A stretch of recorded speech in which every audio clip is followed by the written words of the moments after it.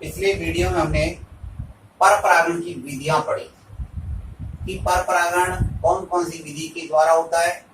सबसे पहले विधि का नाम आपको बताया था वायु के द्वारा होता है। दूसरे नंबर पर हमने बताया कि जल के द्वारा होता है। जल के प्रकार दो प्रकार से बताया था, अधोजल परागण और अधिजल परागण। तीसरा लिया था वे कीटों के द्वारा भी परागण होता है। चौथा लिया था पक्षियों के द्वारा भी परागण होता है।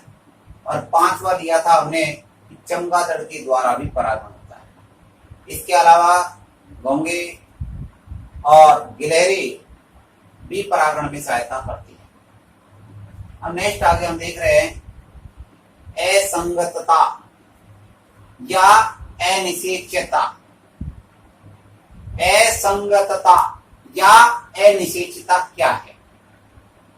इसका मतलब ये समझना है कि निषेचन का कार्य नहीं हो पाना। एक तरीके से निषेचन में विफलता आना। और निषेचन में विफलता कब आती है? पूर्णतया कार्यक्षम एवं जनन क्षम मादा युग्मक और नर युग्मकों के मध्य।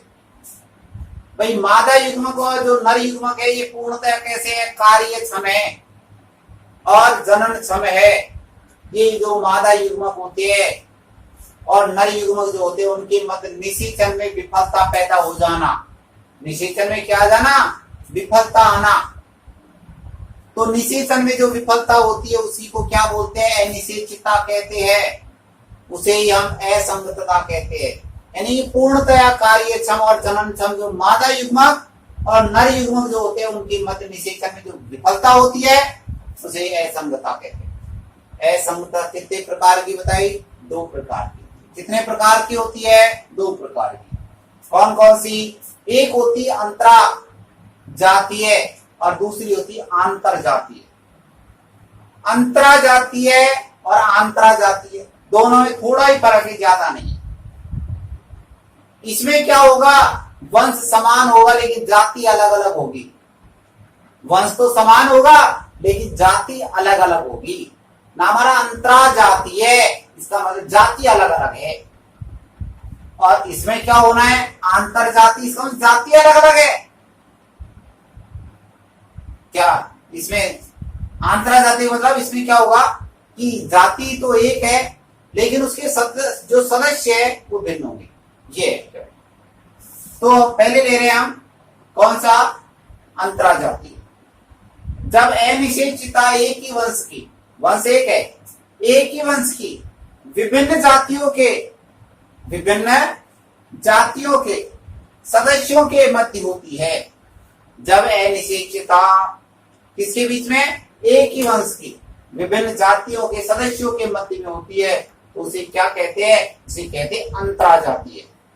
जैसे हमने एक ही वंश की दो जाति ले ली, एक ही वंश की दो जाति ली है। वंश कौन सा है? ब्रेसिका है। इसका भी वंश कौन सा है? ब्रेसिका है।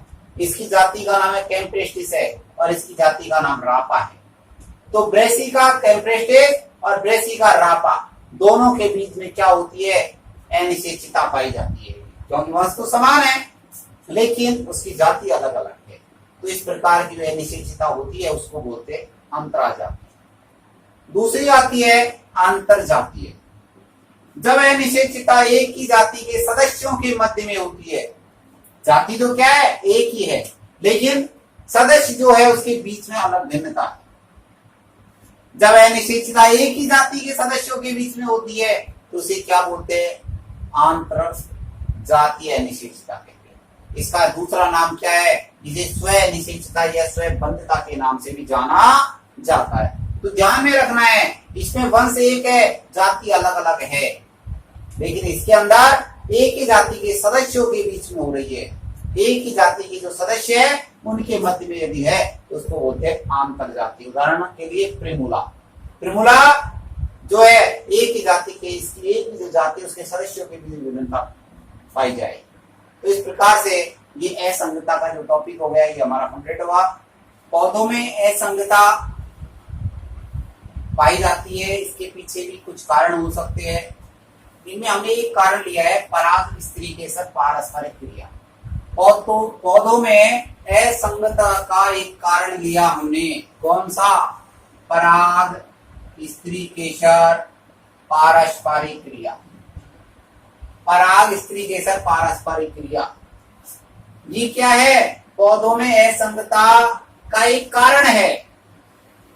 इसके लिए जो उत्तरदायी कारक होता है वो क्या होता है? कार्यकीय या आकारिकीय। इसके कारण भी, आकारी की वजह से या उसकी कार्य की वजह से भी पौधों में असंगतता उत्पन्न हो सकती है। यह जो है यह एक जीन के बहुयुग्म विकल्पियों के द्वारा नियंत्रित होती है। भाई एक जीन की जब कई विकल्प हो जाते हैं, कई युग्म हो जाते हैं, बहुयुग्म हो जाते हैं, तो बहुयुग्म विकल्पियों के द्वारा भी ये नियंत्रित होती है। ये जो अंतः क्रिया है पराग स्त्री केसर पारस्परिक क्रिया, यह वर्तिकाग्र के परिपक्व होने, अर्थात वर्तिका जब परिपक्व होती है और पराग कणों की भित्ति के निर्माण के समय विकसित होती है। यानी ये क्रिया कब विकसित होती है? पराग स्त्री केसर पारस्परिक जो अंतः क्रिया ये कब विकसित होती है? ये विकसित जब होती है जब वर्तिकाग्र परिपक्व होती है और पराग कणों की भित्ति का निर्माण होता है, उस समय ये क्रिया विकसित होती है। तो स्वयं निषेचता का जो निर्धारण में नियंत्रण है, यदि पराग कण के जीन प्रारूप के द्वारा होता है, यदि स्वयं निषेचता का निर्धारण, ध्यान से समझना, यदि स्वयं निषेचता का निर्धारण में नियंत्रण नर युग्म कोद्विद के जीन प्रारूप के द्वारा होता है, यदि पराग कण के द्वारा होता है, तो उसे कहते हैं युग्म कोद विधि स्वयं निषेचता। युग्म कोद विधि स्वयं निषेचता कहते हैं, यानी कि स्वयं अनिषेचता। युग्म कोद विधि स्वयं निषेचता क्या है? यदि स्वयं निषेचता का निर्धारण में नियंत्रण यदि पराग कण के जीन प्रारूप के द्वारा होता है, किसके द्वारा हो रहा है? नर युग्म कोद्विद के द्वारा होता है। यदि नर युग्म कोद्विद के द्वारा स्वयं निषेचता का निर्धारण और यदि नियंत्रण होता है, तो उसे क्या कहते हैं? उसे कहते हैं युग्म कोद विधि स्वयं निषेचता। क्या कहते हैं? युग्म कोद विधि स्वयं निषेचता। और यदि बीजाणु द्विऊतक के जीन प्रारूप के द्वारा होता है, यदि स्वयं निषेचता का निर्धारण बीजाणु द्विऊतक के जीन प्रारूप के द्वारा होता है, तो उसे क्या कहते हैं? उसे कहते हैं बीजाणु स्वयं निषेचता।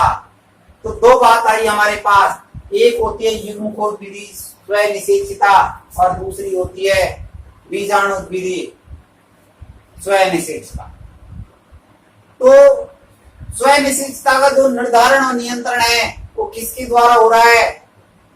ये हो रहा है किसके द्वारा? नर युग्म कोद्विद और बीजाणु द्विऊतक के द्वारा। यदि स्वयं निषेचता का निर्धारण और नियंत्रण नर युग्म कोद्विद के जीन प्रारूप के द्वारा होता है, यदि नर युग्म कोद्विद के जीन प्रारूप के द्वारा होता है, तो उसे कहते हैं युग्म कोद्विद स्वयं निषेचता। और यदि बीजाणु द्विऊतक के जीन प्रारूप के द्वारा होता है, तो उसको क्या कहते हैं? उसे कहते हैं बीजाणु द्विऊतक स्वयं निषेचता। तो ये हमने देखा कि हमने ये देखा कि पौधों में पराग स्त्री के साथ पारस्परिक क्रिया के कारण में असंगतता पाई जाती है। इसके लिए उत्तरदायी कारक क्या बताए थे? कार्यकी और आकारिकी। ये जो क्रिया है वो एक जीन के बहुयुग्म विकल्पियों के द्वारा कंट्रोलिंग होती है, नियंत्रित होती है। कब होती है ये क्रिया? कब विकसित होती है ये पराग स्त्री के पारस्परिक क्रिया? जब वर्तिकाग्र परिपक्व होती है और परागकण की जो भित्ति बनती है उस समय ये क्रिया होती है। तो दो प्रकार से इसमें हमने तो डेफिनेशन देखी, एक तो युग्म कोद विधि स्वयं निषेचता और दूसरी होती है बीजाणु विधि स्वयं अनिषेचता। तो जो स्वयं निषेचता है इसके क्या क्या रिजल्ट देख सकते हैं, क्या क्या परिणाम देख सकते हैं? इसके कई कारण, कई परिणाम देख सकते हैं। क्या है? तो पहला है परागकणों में अंकुरण का अभाव। जो परागकण है वो अंकुरित नहीं हो पाएंगे, वर्तिकाग्र पे तो चलेंगे लेकिन वर्तिकाग्र पे जाने के बाद क्या होगा? इनका अंकुरण नहीं होगा, अंकुरित नहीं हो पाएंगे। दूसरा, पराग नली की वृद्धि न हो पाना।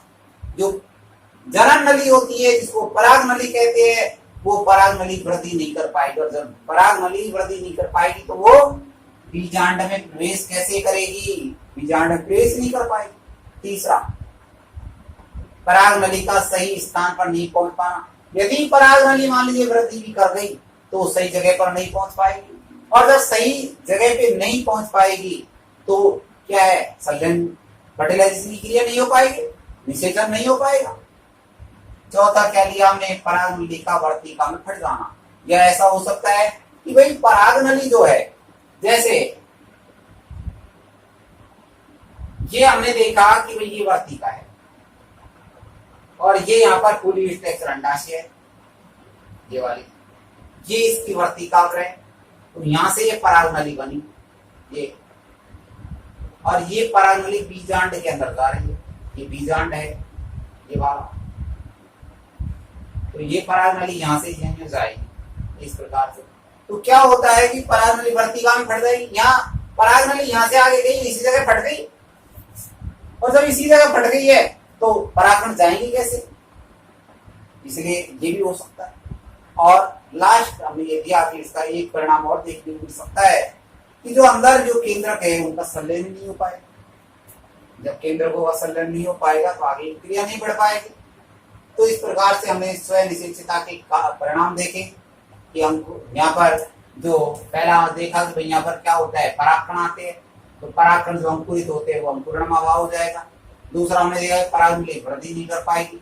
तीसरा हमने देखा कि पराग नली सही स्थान पे नहीं पहुंच पाएगी, इस जगह यहाँ पर नहीं पहुंच पाएगी। और चौथा हमने देखा कि पराग नली वर्तिका में फट जाएगी। पांचवा हमने देखा कि भाई यहाँ पर केंद्रकों का संलयन ही नहीं हो पाएगा। तो इस प्रकार से हमने ये स्वयं अनिश्चितता जो हमने पढ़ी, इसको देखा हमने। पराग इस तरीके से पारस्परिक क्रिया थी। तो हमारे चैप्टर का जो एक भाग था जिसको हम पढ़ा रहे थे परागण, वो कंप्लीट हो गया। अगले वीडियो के अंदर हम निषेचन के बारे में, फर्टिलाइजेशन के बारे में अध्ययन करेंगे। निषेचन की डेफिनेशन वे सब जानते हैं कि निषेचन किसे कहते हैं। नर और मादा जो युग्मक होते हैं उनका जब संलयन हो जाता है उसी को फर्टिलाइजेशन की क्रिया कहते हैं। तो संलयन की जो क्रिया है उसको नेक्स्ट अगले वीडियो में हम अध्ययन करेंगे।